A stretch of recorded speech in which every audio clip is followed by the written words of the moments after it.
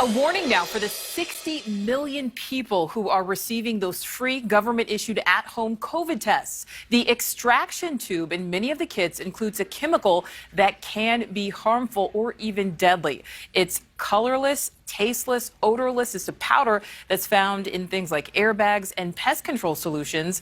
Maya Belay from our Cleveland station checks in with Poison Control for a look at the potential dangers. Ohio Poison Control Centers are sounding the alarm surrounding a liquid substance called sodium azide, found in some at-home COVID testing kits that could be toxic to children as well as adults if used incorrectly. Our toxicology community has been both surprised that this was the ingredient in some of the kits and also concerned. We have seen exposures in all age groups.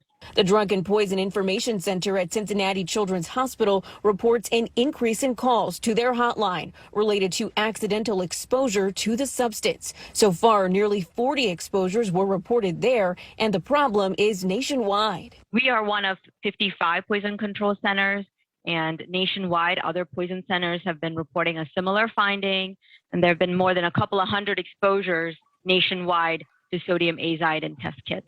Doctors advise parents to keep the kids out of reach of children, and when testing children for COVID at home, to make sure they are supervised in order to avoid any adverse side effects from exposure. Sodium azide can be toxic to humans, to animals, and things that it can cause that we would want to look out for would be like low blood pressure, weakness, fatigue, people passing out. If an accident occurs, call the nearest Poison Control Center. The dose makes the poison, and the dose of sodium azide in these kits is very small, and the exposures that we have seen has been a small amount of that.